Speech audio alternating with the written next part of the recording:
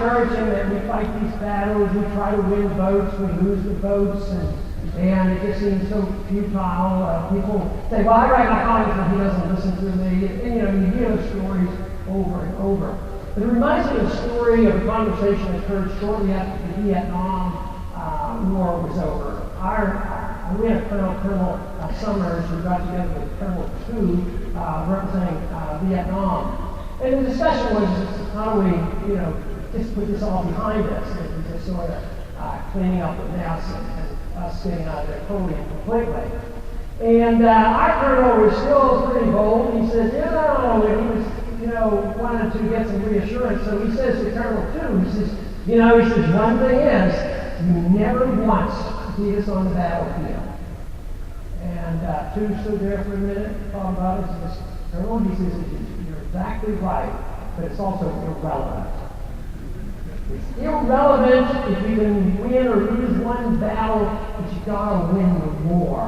So our freedom movement might not be winning all these battles, but we're going to win the war. And the neat part is that we don't have to invent anything new, because we've had a taste of it. We can improve on it. We don't have to invent the gold standard, but we certainly can have a better monetary standard. We know what freedom is about. We have an act around freedom of any country, so we don't have to invent this, but we can do a better job and maybe have a better protection of individualism. So we can improve on this. We don't have to invent it, and it isn't like that we have to say America is a mess and it's all their fault. We can pick up the good parts of America, the good parts of markets and property rights and contracts and the government. This is what we can do. It's available to us. It will not be nearly as difficult for our shift toward liberty as it would be, say, in a country like Russia, because they didn't have our traditions and they still have a lot of problems.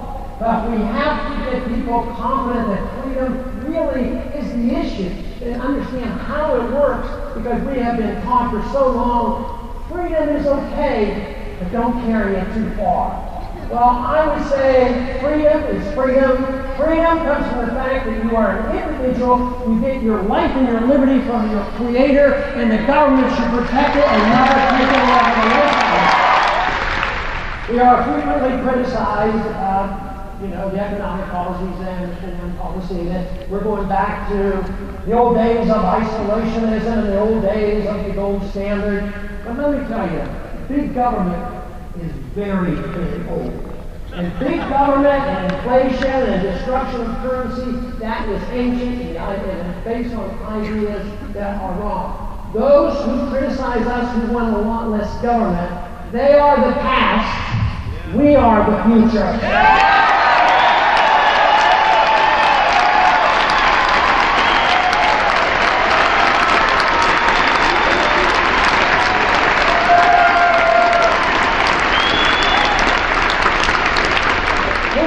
Maintain a sense of curiosity.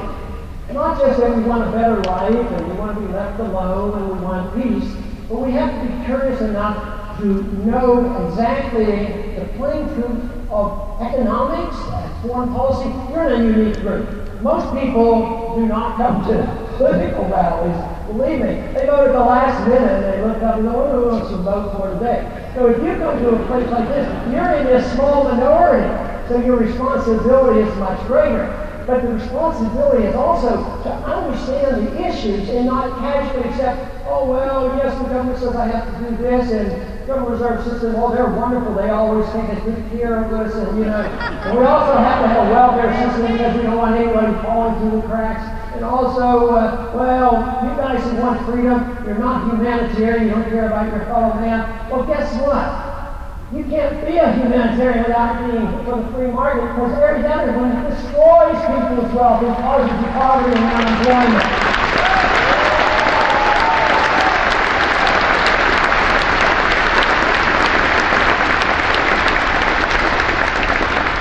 A lot of people will criticize and say, well, you still want too much liberty. You want people to make all their decisions for themselves. Yeah, I do.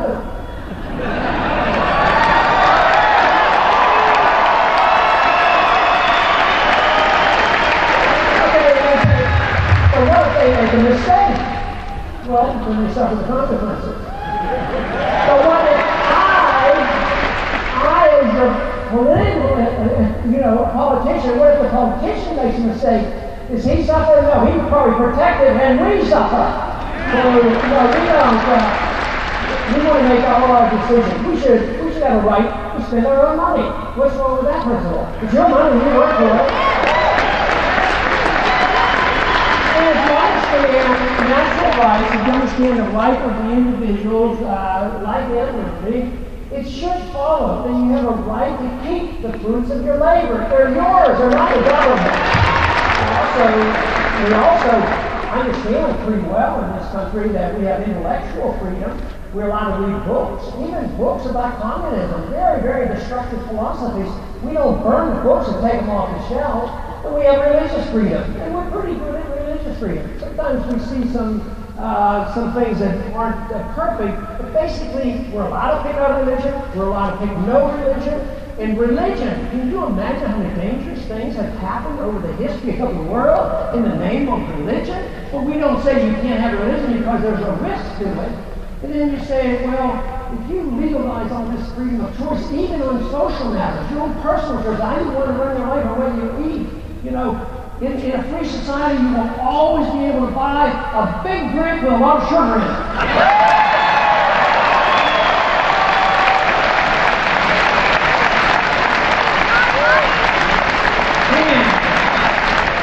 In a free society, you will always be able to buy and drink raw milk if you like to.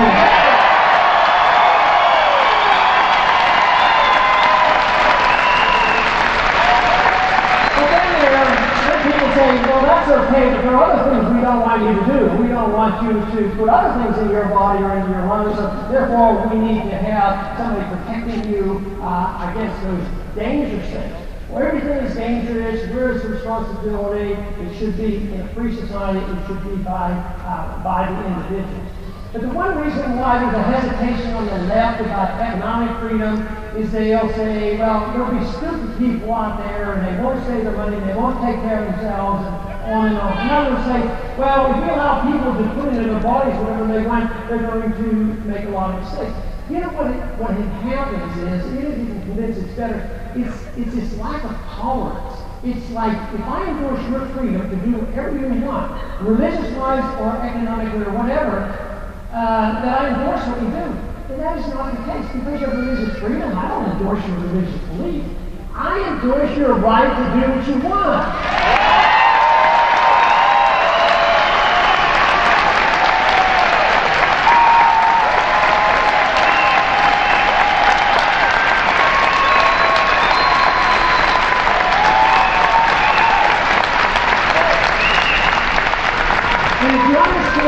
If you understand the freedom philosophy, you understand why there will be more peace, there will be more prosperity, there will be more tolerance.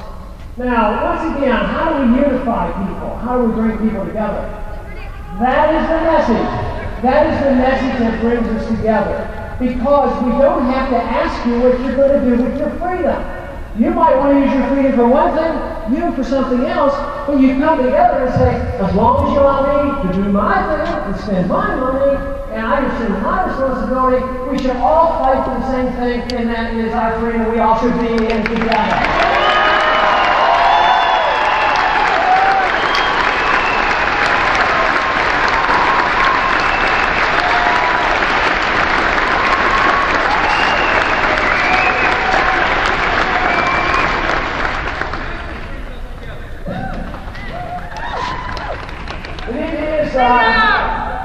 I am convinced that we do live in very, very important times, very interesting times, but I'm very much optimistic on what's happening intellectually. Tell you what, when I come to a group like this, people like you, conservatives and ones who government and less government believe in the Constitution, this helps me a whole lot. But when I go to Washington, I have trouble.